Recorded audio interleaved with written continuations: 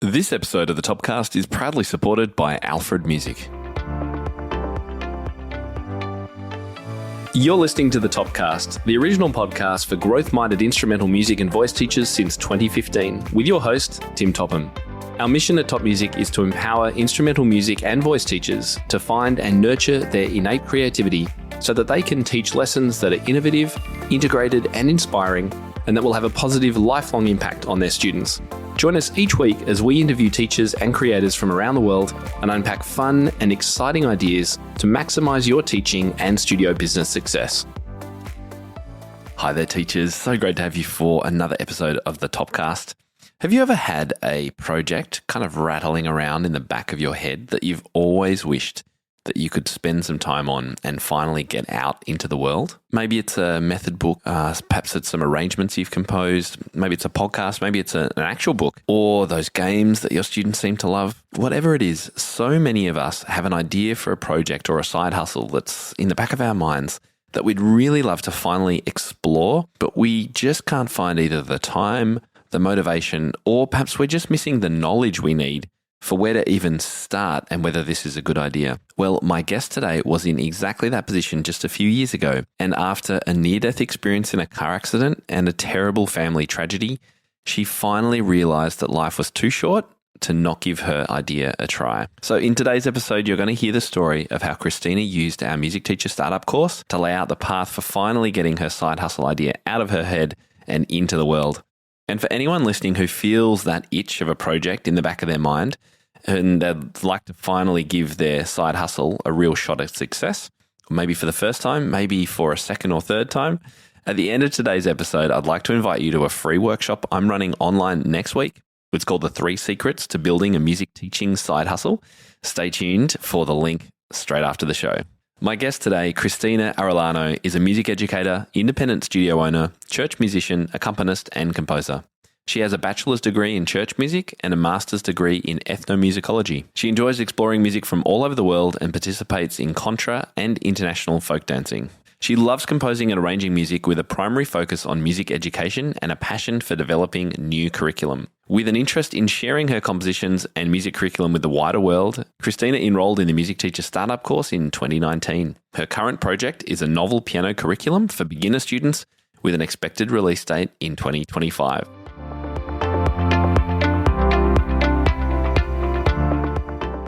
Kristina, so great to have you on the show. Thanks for coming along.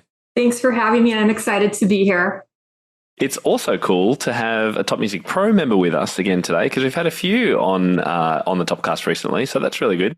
So today I want to chat with you about your experience as an alumni of my Music Teacher Startup course, which I was looking back at our records. You purchased that back in 2019 when I first launched it. And I thought we could talk about some of the things that you're doing with this method book series you're creating and some of the business aspects of that. But before that, I thought it would be great if you could tell us just a little bit about your studio, where you're located, what kind of ages you teach, all that kind of stuff. Well, I'm a full-time music educator. I run an independent music studio in Wisconsin, United States. I teach piano and violin to all ages of students from 5 to adults. I think my oldest student was in her 70s when she started piano lessons, and that was really fun. I teach both private lessons and a group style lab lessons. I love to accompany. I've collaborated with all types of different ensembles, from choirs to trios to solo music, jazz music, classical rock, church music. I was at a church, a Latin American church for 8 years and directed music in Spanish. Oh, wow. Latin American music in a church. That would have been amazing. Yeah, so I have a master's degree in ethnomusicology and church music, a bachelor's degree. So if you don't know what ethnomusicology is for our listeners, that's basically an anthropology degree where you study music culture from all different parts of the world. And traditionally, it's been a strong focus on non-Western European music. But doesn't mean you can't study Western European music, but just traditionally, it's non-Western European. Yeah, that would be my thinking when I hear ethnomusicology for sure. Wow, so you've got a lot going on. How many students altogether do you see in a week? I'm somewhere in the 40s right now. I don't know the exact number, but it's been as high as in the 50s, and now it's in the 40s somewhere. So it just depends on how many side gigs I've got going on. Right. It sounds like you've got a few of those. Huh. And you also mentioned you're on summer break at the moment, of course, but you're actually not on break because you are teaching. So do you continue to teach all your students or just a small percentage of them? How does it work for you? Yes, I do require my students to take summer lessons. They have to take at least 7 lessons during the summer, or the equivalent of, if they want to take longer lessons, they can take fewer. But I just find when students take off the whole summer, when we come back in September, you have to do a lot of review. And honestly, I need a steady income in order to make this as a full-time job. So it helps me as well. And I assume the parents of your students just understand this is part of how you run things. Have you always done that? Yes, actually, I've done that forever and ever. When I was first starting out teaching in 2000, I belonged to 2 different music studios, and they ran it theirs the same way. They had lessons during the summer. And so I just continued that as I opened my own independent studio. Because I can imagine teachers listening who may be wondering about their loss of income over summer. And there's multiple solutions for this, of course, but one of them is to keep teaching through that. I imagine they might be thinking, oh, that would be cool to change that. But of course, it would potentially be a big shock to families if you suddenly announced you need to learn all through summer, because I imagine some of them want to go away and things like that. But it sounds like it's working really well for you and might be just a good idea for other teachers as something to think about. I mean, they could start out with 4 lessons during the summer or something small and work their way up. That's great. So when did you first start thinking about a side hustle? I imagine there must have been a bit of a problem you were trying to solve. Well, honestly, my interest in entrepreneurial work existed since I was young. My mom had a wedding shop in our house. So I grew up observing the workings of a small business, and it's just something that I've thought about on and off throughout my life. Again, I watched how other studios ran their businesses, and fast forward several years later, I used to teach at the local community college, and they began to downsize. And I thought, this is my side hustle, because I still had my independent studio, but that was my additional income. I'm like, I don't think this is going to last much longer. And sure enough, the college did some restructuring and combined with other schools, and I lost that residual or that additional income. And so I thought, well, I'm familiar with small businesses, and I thought it would be nice to create something that would create residual income for me in addition to my teaching. And that's sort of how this got started. Got it. So you had that idea in mind, okay, I'd like to do something that would bring in kind of passive income. Of course, I don't particularly like using that phrase because all income takes a lot of work to get there. It's more residual. I think that's a good word that you use. So you had that idea. When did you start formulating the idea for what you are creating? Actually, you better tell us. What have you been working on? Okay, so the short answer is I'm creating a new piano method that takes a very different approach to teaching note reading and musicality than compared to most current methods on the market. I'll tell you about the note reading thing in a minute, and that's probably what people will notice first is the approach to note reading. But this curriculum that I'm teaching has basically 3 driving principles. First of all, it is a rhythm-driven curriculum with a strong focus on developing the gross or large motor skills. So students read a rhythm pattern and perform it using like some kind of body percussion, like clapping their hands or stomping their feet or snapping fingers. And then they're asked to improvise using this rhythm pattern. So they get it in their bodies, separate away from reading notes. And we explore dynamics and listing back and forth to tempo changes, perhaps, if the teacher wants to incorporate that into the improvisation. And then they actually are presented with songs, basic music starting out where they actually can read the patterns in the music. So that's the first thing. The second thing is I'm teaching it or composing it with the belief that even beginning students can be taught how to add their own dynamics and expression to their music. So for example, I currently have a 5-year-old who's already adding her own crescendos and diminuendos. So I just think that students are capable of adding expression much earlier. if we give them the tools and teach them in a way that's accessible. So I do a lot of story prompts in my music, helping students to think about what's going on in the music so that they can think of it as a story versus just notes on a page. And then finally, not all, but a lot of technique is taught through exploration and improvisation so that they can get the techniques in their hands and their bodies before they are asked to do it via reading. So that's the educational pedagogical component. And then the note reading approach, the first unit is very typical of your off-staff pages where you have students reading finger numbers. But then as soon as you're past that first unit, it looks completely different from what probably most people have seen. I changed the order in which students learn to read notes. So that whole thing happened because a few years ago, this is where the whole real impetus for composing this method book came in. I was gifted some students that simply could not learn to read music on the staff. So we tried, most books start with middle C, D, E. And I tried everything I could do to think of to teach them to read. And I thought they're just too young. So we'll just back off of that. We'll do music by rote for several months.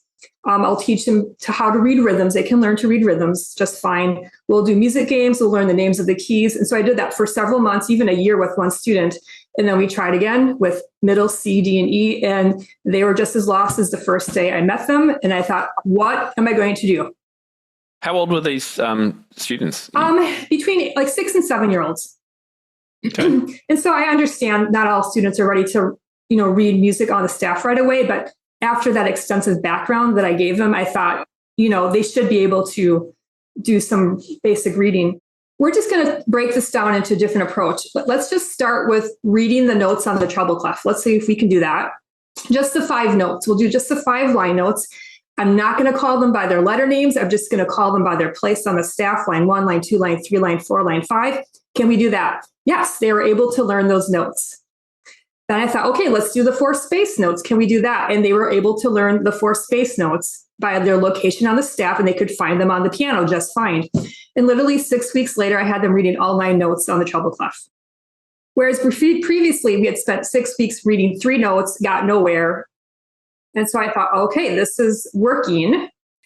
I can't put them back in the traditional method books. What am I going to do? And I just started rapidly composing sight reading music, desperate, pulling out my hair, like, oh no, it's so-and-so needs something for tomorrow. Quick, write something down. And fast forward 3 years later, I now have 3 levels of my curriculum almost completed. I have a supplemental book pretty much done. I have a second supplemental book, like a third of the way through. I have level 4 started and a whole bunch of music that's scratched out on staff paper waiting to be typed into the computer. Wow. Credit to you, because this is an epic task, creating a method from scratch. And I had no plans to compose a method series. I thought there's plenty of method books on the market. It didn't even occur to me to even think about writing my own method book. It just happened organically, and here we are. Which is a great way for it to happen, I think. It's happened because of a challenge that you've seen. And by the way, credit to you for looking introspectively at your own pedagogy and going, all right, this still isn't working.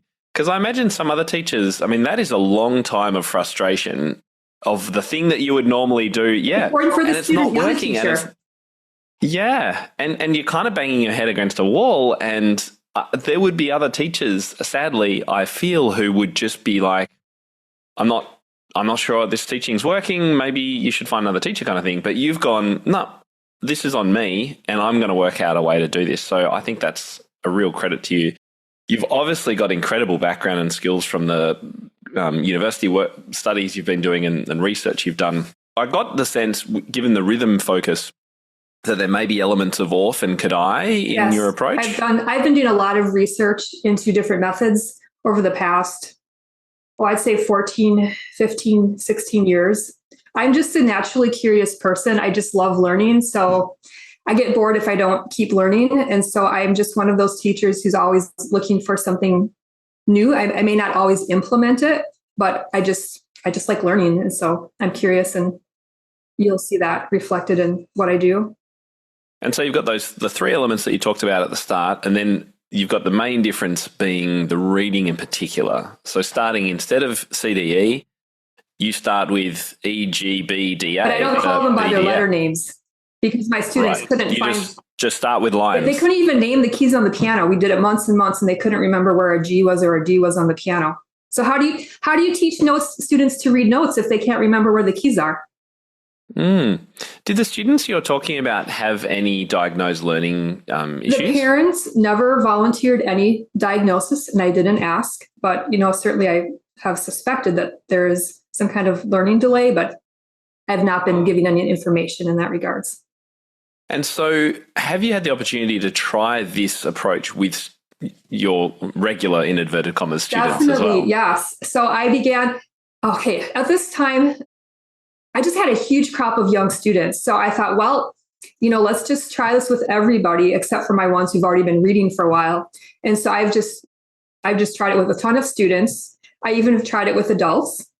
I modified a little bit, for them and go faster through that. But I have adults that I've taught reading and they've said, oh, this is so logical. I just had an adult who just wanted to take a couple lessons and she could only read treble clef her whole life. And bass clef always mystified her. She just couldn't wrap her head around it.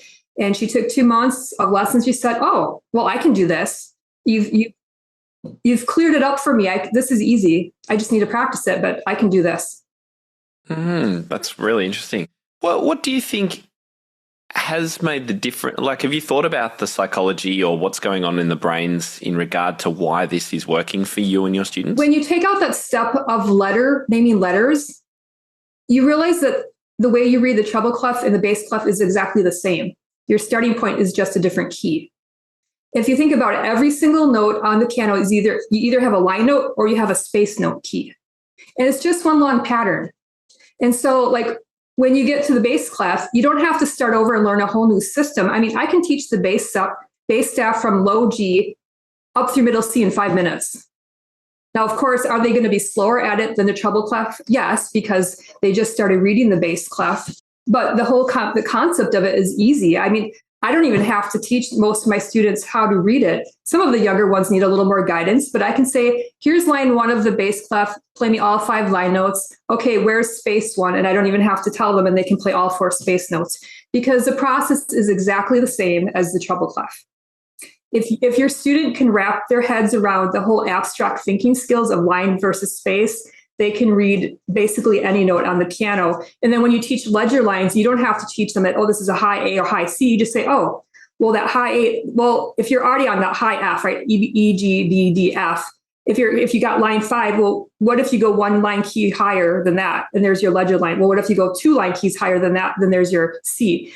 And do they eventually learn the letter names? Yes, because we do have to learn the music alphabet. But starting out, you don't have to know as much as you think to play the piano. You just have to learn patterns.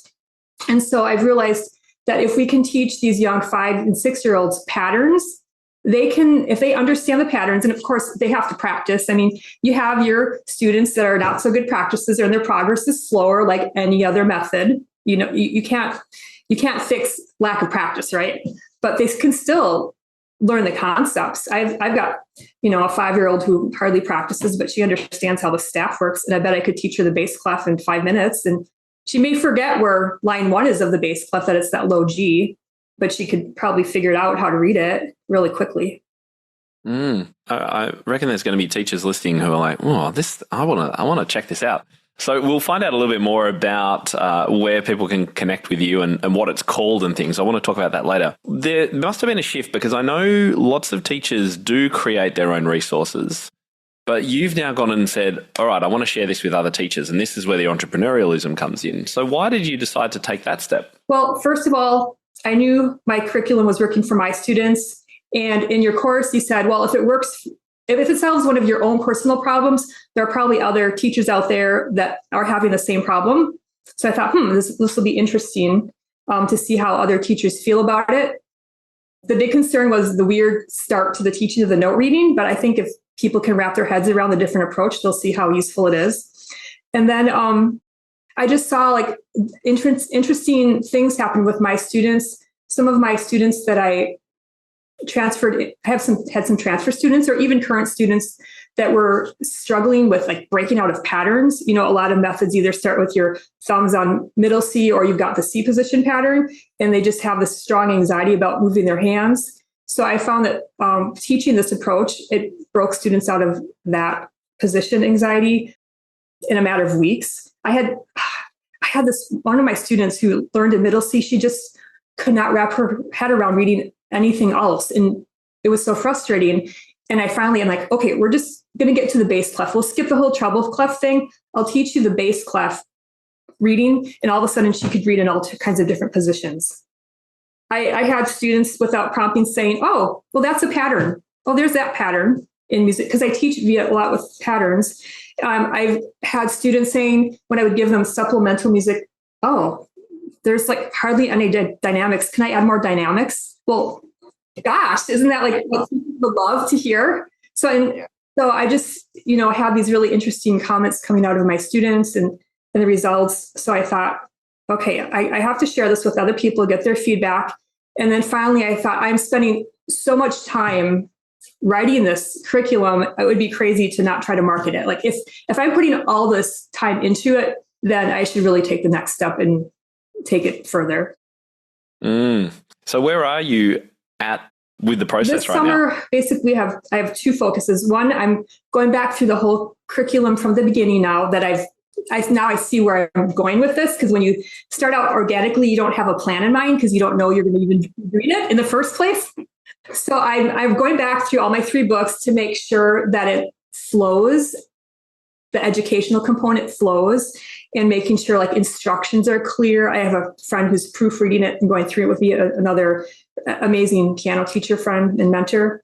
And then secondly, we're talking about our messaging, like what are the important things that we want to communicate regarding this curriculum that makes it stand out. And I mentioned those 3 educational components earlier on with the rhythm and having students early on add their own dynamics of expression and teaching the technique via exploration and improvisation. So those were some of the things that we sort of nailed down, that we saw themes reoccurring in what I was composing. And then, so the messaging is really big. And then how are we going to start thinking about marketing it? So we're starting to create our message regarding what are we trying to do with this? And so that's the stage we're at. I've done a lot of research over the past year and a half on what are other independent composers doing with their marketing. So I've been doing that along the way. So I have some comprehension of what I'm getting into and don't have to go through some shock. You get this grand idea and all of a sudden it's not going to work because, man, I wish I would have researched this sooner. Yeah, there's so much value in looking at what everybody else is doing and how you can, use that to shape what you might do and where you fit into the market. I think that's really important. I'm very excited for you, Kristina. It's a huge challenge, as we agreed at the start. Creating it is one thing, but then marketing it, and I think this is the missing piece for a lot of teachers, or the biggest struggle. And why I created the Music Teacher Startup course was to help with this whole element of marketing. So you mentioned in our emails recently that the Music Teacher Startup course was a huge help in getting this from dream to reality. So can you tell our listeners what the Music Teacher Startup course is all about, firstly? So I would call the Music Teacher Startup course a step-by-step guide in how to take your product from an idea in your mind to an actual product that is being marketed and sold. So it, of course, talks you through like how to determine what might be your future customers and their interest level in your product, actually how to even somewhat develop your idea into something that's tangible. It walks you through how to create a team that will help guide you through the process, how to harness social media to get your message across. You give a lot of examples of other musicians who've successfully created and marketed products. So I basically look at it as a guidebook of, okay, you have to do this first. Okay, make sure you do this. Now start planning ahead, because gosh, if you put the product out there and you're not prepared with how you're going to communicate with your customers, how are you going to capitalize on these sales? Like, you have to start thinking way ahead before you actually put your product on the market. I'm so glad you've summed it up beautifully. Those were the biggest pain points that I wanted to hit when I created it. And it's great to hear that you've got people that you're working with and helping, and that concept of building up assistants who can help you, a team eventually, can be really important. But that's, again, further down the track, just as you say, working out who the market is, where there's space, and how you're going to actually go about selling it, how you're differentiating yourself, all of these things. I love it, but I know it's a real struggle for lots of people. So I'm so glad it's been helpful. Why did you decide to access the course and not just do it yourself? So I began dabbling in composition back in high school and haven't stopped. And these days I'm mostly composing educational music.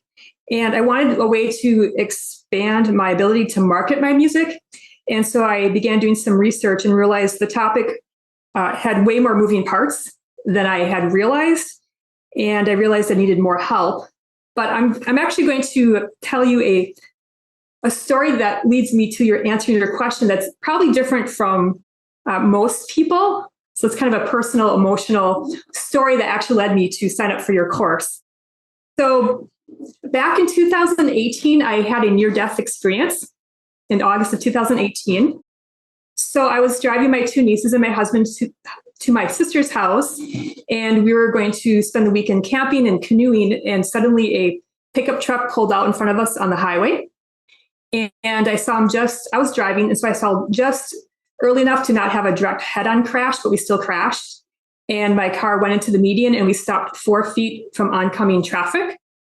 And if you've seen those movies where everything's in slow motion, that was my experience. And it's amazing how many thoughts can run through your mind in just a matter of seconds. I mean, I was like analyzing every step I was doing with trying to control the car. I was thinking about people, that my students and just my future, and everything just kind of flashed before my eyes. And I thought, well, best possible scenario, I'm going to be crippled for life. Worst possible scenario, we'll be dead. Obviously, I'm still alive here, and we all walked away from the car accident. Nobody had broken bones, but I had a severe back injury. Could barely play the piano for a year. I practiced literally 21 minutes a day, broken up into 7-minute segments. I'd set the timer for 7 minutes and then have to stand up and walk away from the piano. And that went on for almost a year. 5 months after the car accident, my niece, who was in the passenger seat, trigger warning, passenger seat next to me, she was diagnosed with brain cancer, and she died less than a year after the car accident. Alfred Music's piano resources have long been favourites of piano teachers and students alike, with a vast catalogue of popular methods, supplemental repertoire, masterworks, pop and more. This fall, Alfred Music is excited to continue its legacy of producing first-class piano resources with the release of 4 brand new books. For video game-loving students, Sagaland, video game-inspired solos by Elizabeth Swift for intermediate students that is sure to spark the imagination and excite all of your students. Sand Paintings, 16 piano pieces by the amazing Connor Chi, inspired by traditional Navajo sand paintings. Take the Stage, recital showstoppers for young beginners by Angela Marshall, and Rare Recital Treasures, an anthology of lesser-known teaching pieces selected and edited by Ingrid Clarfield and Kevin Chance. Exclusively for Topcast listeners, go to alfred.com/podcast and use the code TOPMUSIC at checkout to save 30% on these titles and everything else at alfred.com. Go check it out. Oh my God. Wow, I had no idea that we were going to take this. Yeah, sorry. This is really what led to... I'm so sorry for you. This is what led to me signing up for your course. So, so basically, as I was finally, like a year later, finally starting to recover some of my ability to sit at the piano, I was basically watching her die. And so I just, for her funeral, I ended up composing my own piano solo. They asked me to play for it. And I thought, what do you play for a 13-year-old? And there was just nothing on the market. So I composed a piece called Chulita, which in Spanish means little cutie. It was my pet name for her. I've put it off putting on the market for years, but I've decided, okay, I'm going to put it on sheetmusicplus.com. I have other music available there. And I've been wanting to do it, but I've just been avoiding it because it's emotional. So anyway, if you ever get on sheetmusicplus.com and you're curious, look up Chulita. And so anyway, when those kinds of crises happen in your life, major health crises, and then loss of a loved one, it makes you ponder, why am I still here on planet Earth? Why is she gone as a child, but I'm still here? Like, what's your purpose on life? So that really honestly was the driving force that convinced me to sign up for your course and learn how to market my music, because I'd been thinking about it, but I'd been putting it off. And also at that time, I literally barely had the strength to do much of anything beyond, I would teach my students, just survive the teaching day with heating pads and ice packs. And then I would just be horrible pain when the day was over and just exhausted. I thought, well, I can't do much socially, but I can lay on the couch and watch an educational course and do something useful for my life and make progress, even though everything else is put on hold. So, I mean, obviously I had interest in your course. I was considering it, but I thought, well, I may as well. I just need to get my music out there for the rest of the world to hear. And so that's how I ended up signing up for your course. Wow. As I wipe away tears, as I'm sure our listeners will be as well. I mean, what a story. Kristina, thank you so much for being so vulnerable and sharing that with us. That is just amazing. And wow, the thought of you in that state on the couch going, not I'm just going to grab the the bottle of wine and feel miserable, or the tub of ice cream, but no, you're like, no, I'm going to do a course. I'm going to learn something while I can't do anything else. I think that's amazing. I have to tell you though, as musicians, we're so blessed to do a job that's so much fun. It's creative.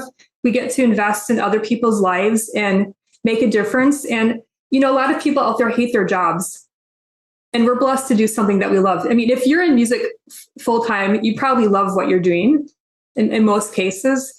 And so pre-car accident, I was really happy with my life. I was accompanied a lot and gigging and teaching, and I just loved my life. And I thought, you know what, I have to get back to that point. I cannot let these terrible things permanently destroy me as a person. Amazing strength of character. How are you physically now? I am significantly better.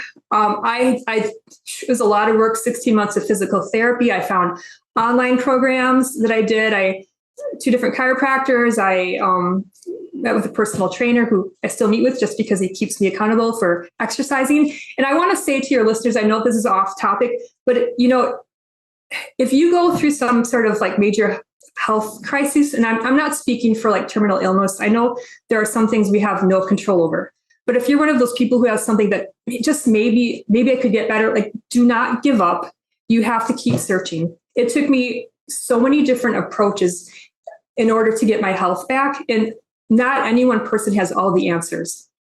So I'm a testimony to say I was in terrible shape, and I'm now hiking through the mountains, and I'm dancing again and loving life.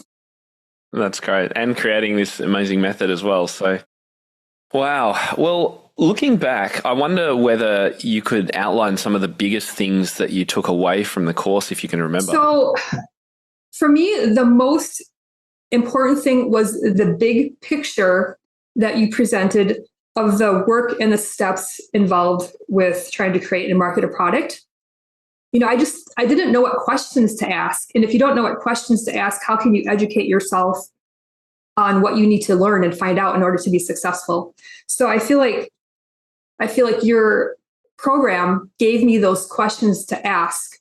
If I didn't have the resources, I knew not only that you gave lots of websites and supplementary materials of where to go and find those answers. So it wasn't just the information that you created, but you gave a lot of resources to go and find those answers. And just having that step-by-step guide of what do I do first, what do I do second, really, that for me, that the big picture was the most important thing. And then also, I just did not understand the scope of an organized marketing campaign. I just had no clue of all the different moving parts. I'm like, creating the product is just one part of the process. Like, once that's created, then, well, now what? Yeah, that's right. And that's where a lot of people get I stuck. have my music on Sheet Music Plus, so that's a start. But, I want to move beyond that. It's a great resource if you're just starting out composing and you want to get your music out there. Like, I think it's a really good tool, but I want to do more than that. And just how do you follow up with customers, sustained production? If my product becomes very successful, well, now what? How do you So the overall picture, for me, that was the most important use. And then just understanding the difference between a product that's for private use versus something that you're going to be marketing to the public. Like you have to find out what features are important to them, like how might they incorporate this product into their own personal studio. So like all this music that I was composing, I could have left it in rough draft format and I could have done anything I wanted with this curriculum, but I had to start thinking early on, okay, as soon as I had an inkling that I might want to market it, I had to start thinking, okay, this is what I do, but what I do is not necessarily what everybody else does. And so you kind of have to come to that happy medium that it's a unique twist on it, but you have to keep other users in mind. And how can you market it in a way that they can also use your product? Fantastic thoughts. Yeah. And I was thinking too, with regard to just the simple idea of composing and putting things up on Sheet Music Plus, because there are lots of composers out there, teacher composers who will do that and then wonder why things don't sell particularly. Because yes, you've got your music on a platform where it can be searched and found, but it's the market. You've got to go out and market it, and it's a hard thing to do, and it takes time and effort. And it's not about a hard sell or anything dodgy. It's just about sharing and telling people about what you're doing. And you have to find out, what are people buying? Like what's the interest level? Like you can go and find out at some of these websites, like what's selling. You just have to be willing to give people what they want.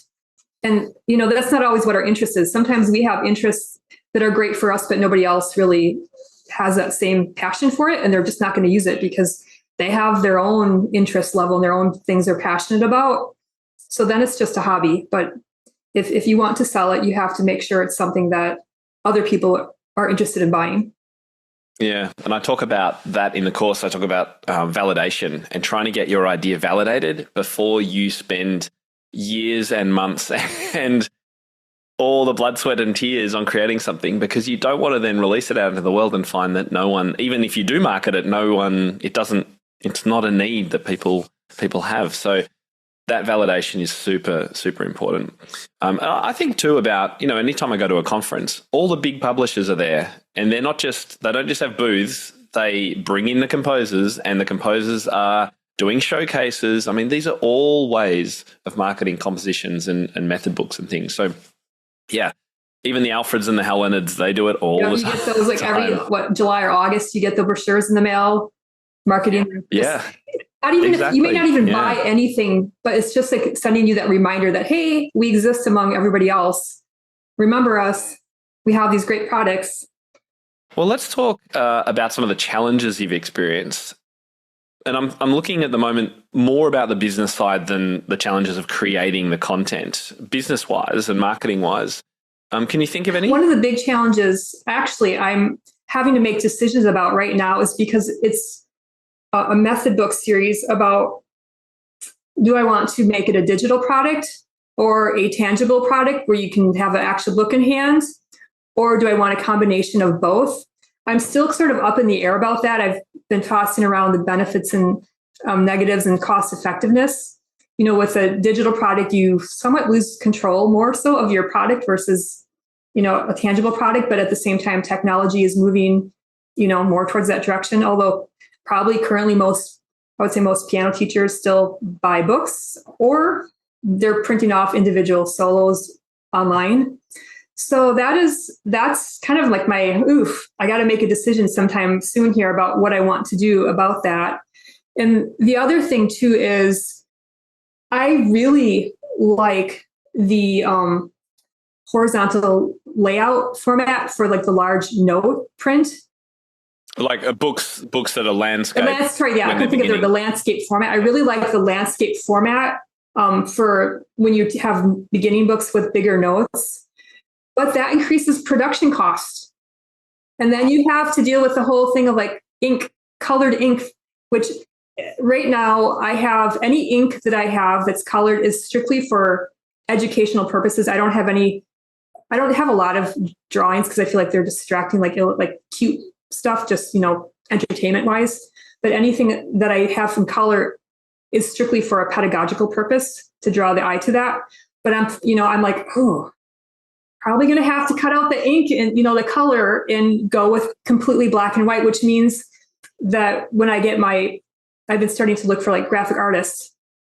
I need to find somebody who's really good at black and white ink drawings who can draw the eye in a different way than color. So honestly, just some of as an independent publisher, though, our costs are higher than say the Helen or the Bastion or the Alfred that produces thousands and thousands of books a year. And for me, that is, for my particular product, those are some of the biggest challenges for the stage that I am in right now. I know the website production costs, that's something that I've been looking into a little bit. So I'm debating different ways to handle that. But yeah, that shouldn't have to be a huge expense at the moment because you've got places like Shopify, for example, that is all in one and very, very cleverly built. It's just a matter of, do I want to take on one more task? So, I'm thinking about, as I know I'm going to need to build my team here soon, and I have to decide what things do I want to take on and what things do I want to delegate? Because I can't do everything and have a quality product and have quality customer service if this does take off, and you just can't do everything yourself. I mean, you can if it's a small product and you don't really care about how many products you sell and you're just happy to put it on the market. If that's all you want to do, that's, some people, that's all they want to do. But gosh, I've put in like probably more than 1,500 hours into this curriculum. I hope I make something out of it, Absolutely. Well, we're all gunning for you. I think everyone that's been listening to your story will be like, "Oh my goodness, where can I buy this thing? Where can I support Kristina?" Yeah, totally. Those. Thank you for sharing those challenges. And the other challenge is, okay, there's so many people who have all the good email addresses and website addresses. So the whole issue of you need to have an email address and a website. So that's actually another challenge of choosing the title of the course, having that unique title. Because I mean, gosh, how many millions of email addresses are out on the market right now? So some of those, for me, just those little practical things are challenging. Maybe, Tim, for you, you're like, oh my gosh, this is so easy for you because you've done this how many hundreds of times. But for me, I'm like, Maybe we should do another coaching call at some stage, Kristina. I can try and give you some points because I'm already thinking about books and digital and my thoughts on all that stuff now. I'm probably going to have to reach out to you when I'm ready to take that step. Right now, I'm just trying to get everything in place so that I don't have to say, oh, hold on, I need 4 months because I have to do this thing. I'll get back to you. I'd rather just Yeah. And the other thing that comes up in what you've just been saying is that the entrepreneurial journey is one of a million questions and answers and decisions. You have to just keep making decisions and you never have enough information to know whether that's the right decision all the time. And so you will make mistakes, and that is part of the journey as well. And I do it as well still. We all do. If we're going to keep growing, we keep making mistakes, and that's part of learning. So as we come to wrap things up, what advice would you give other teachers with a bit of an itch to create and sell something online or build some kind of online side hustle? Number one, build a team early on, even if it's just people that give you feedback who can test your products. Especially for me I had such a comprehensive product that I'm making. Don't wait until it's perfect to have people test it out. You need people to give you feedback early on so that you can make those adjustments. If somebody to tell you oh, I think you're getting off track. What if you do this? And especially find people who will give you honest feedback. You don't want your best friend who will always encourage you and always say the nice things to you. You need people who can give you honest feedback of what they think. And being okay with accepting criticism is really important. And be willing to go back to the drawing board and completely scrap something you've just spent 20, 30, 40 hours working on and say, well, yes, that worked for half my students, but that didn't work for the other. I'll tell you, when I was transitioning from my treble clef to my bass clef, because I started out just teaching treble clef and then I go to bass clef, I tried 5 different times before I got it right. I would have 2/3 of my students testing it out and they were just fine. And I'd have that 1/3 of students who were lost. And I thought, nope, not good enough. Because if I'm writing this curriculum for my students, my original group of students who could not read music, they just couldn't read the notes, then that was my original target audience that I really felt drawn to for this passion project. I have to stay true to them too. I can't just say, oh, good enough. And now, not every curriculum is going to work with every student. There's no such thing. Like my curriculum will not work for some students because everybody thinks differently. But I started over 5 times. I think by the 4th time, I started being able to like reuse some of my old material. But it wasn't until the 5th time that I was like happy with what I had. So that's many hours. That's, I don't know, probably over 100 hours of work that I had to toss out and redo. But you also learned from all of that. So it wasn't completely wasted. No. And that's the thing. You're always learning from when something doesn't work, you're learning something. Oh, take your team members out to breakfast and pick their brains. Nice tip. Just take them out and have your list of questions that you really need answered, but then just spend most of your time listening to them and try to read in between the lines because they're giving you a lot of information that they may not specifically spell out, but you can learn a lot just by listening. Do your research, like spend money. You have to spend money, but you have to spend money testing out other people's products and use them use them yourself. Don't just read about them, but try them out in your studio. Get organized. Like I have a brain dump system. I have a notebook. Everything goes into the notebook, even if it's not composing related. I just have to write it down so I can just go back and scratch it out later. And then the other thing I think is really important is back up your work. If you've got files, back up your work 3 different places. So at least one on site, at least something in the cloud, and a third of your choice. Very wise, Kristina. And I love that the first thing you mentioned is having people around you to give you support and feedback. And that as soon as I created the Music Teacher Startup course and we brought it inside our membership, we are able to surround ourselves with people who can provide feedback. So you can post in our forum, you and other people listening on our Evolution tier where Music Teacher Startup sits, can post questions, can get together, can find other people who want to test things. And we've had lots of that kind of interaction happen since the Music Teacher Startup course came out, where people would be trying each other's and giving feedback on each other's creations. So that is one thing that we can definitely help with as part of providing the course. So that's great to hear that was important for you, and I completely agree. Now, since completing the Music Teacher Startup course, you've remained one of our Top Music Pro studio members, and I just thought we could wrap up by just mentioning any of your favourite aspects of being inside Top Music Pro. So the main thing that I really love, I just love your focus on educating teachers. Are you familiar with two-set violin? Yeah. Okay, I think they're Aussie. They're like a comedian. They're professional violinists, but they have a comedy show they work into their professional work. And they have this thing about Ling Ling practicing 40 hours a week. And I wish I was Ling Ling and had 40 hours a week to educate myself, or 40 hours a day, had 40 hours a day to learn all the things. And you could probably spend 40 hours a day for several weeks on your website learning things if you had 40 hours in a day. But I just love all the educational components.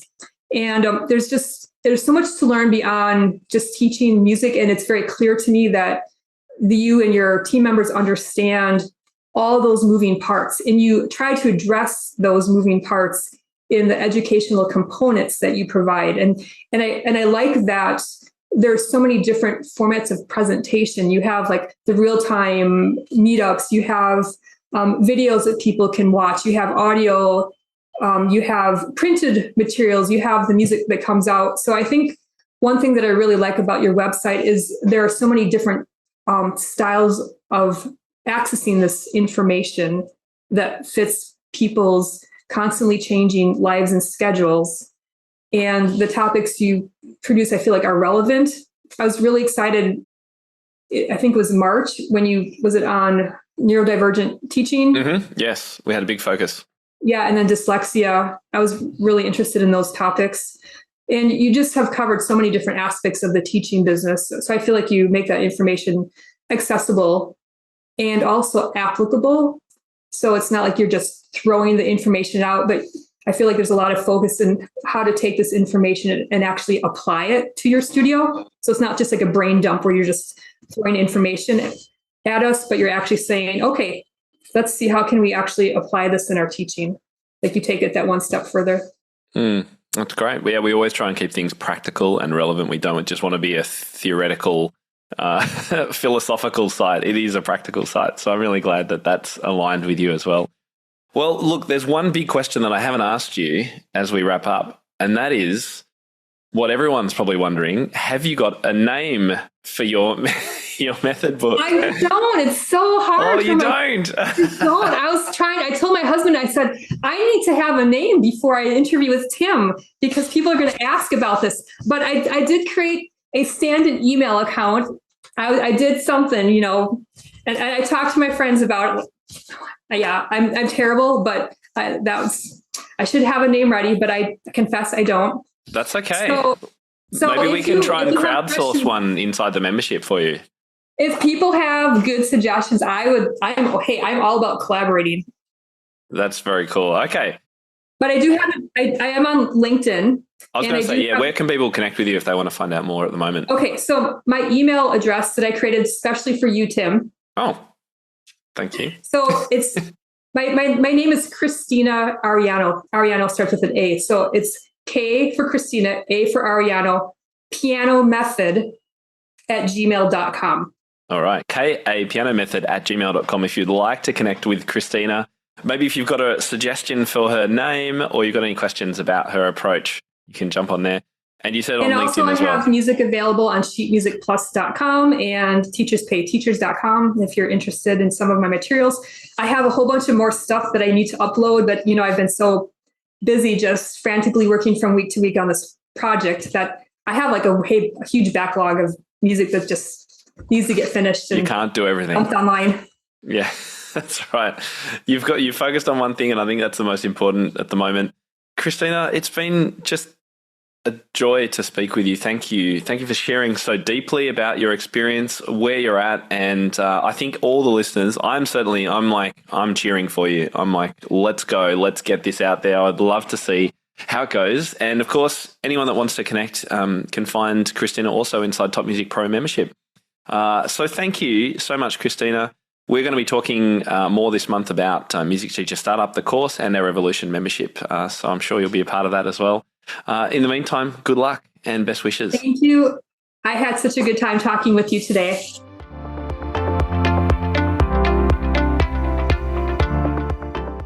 Well, what a moving episode. I was just completely blown away with how much Kristina was happy to share with us. And gosh, what an exciting project she's got brewing at the moment. And I'd really love to invite you to feel and experience some of those same things that Kristina has been able to do through our Music Teacher Startup course. Now, I want to tell you a little bit about that in just a second. But before that, Kristina actually has created some sample pages of her method that she'd love to share with you. So if you'd like to go to topmusic.co/Kristina, that's Kristina, that's going to send you over to her website where you can download a few examples of what she's actually creating. I thought you guys would find that really, really exciting. So Kristina, thank you very much for offering that to us. topmusic.co/Kristina is where to go. And in the meantime, I would love to invite you to join me on next week's free online workshop. It's called The 3 Secrets to Building a Music Teaching Side Hustle. If you've ever wondered about this, how it works, what to do, or maybe you would love to do this but don't even have an idea for a project, then I'd love for you to come along and find out more. Grab your seat at topmusic.co/3 secrets, the number 3 and the word secrets, 3 secrets. And we will be sharing a replay if you can't make it live. Can't wait to see you there. Catch you next time. How do you keep up to date with all the latest trends and research into music education? How do you connect with other teachers around the world and make sure your teaching stays fresh and relevant for students of all ages and stages, both now and into the future? I created our Top Music Pro membership to be the one-stop shop for music teaching resources, training, support, and community, and I'd love for you to come and join us inside. With over 40 comprehensive training courses, hundreds of teaching demonstrations and lesson plans, free monthly sheet music, discounts, and all the business and pedagogy support you could ever need, Top Music Pro is the community you've been looking for. If you're ready to level up your learning from the podcast and join thousands of other teachers in our global network, head over to topmusicpro.com today. If you enjoy this show and want to hear more of our work, be sure to subscribe to this podcast wherever you're listening today. For links and resources mentioned in this episode, visit us at topmusic.co/podcast or check out the show notes. I'm Tim Topham. Thank you so much for listening. Enjoy your week ahead, and I'll catch you next time.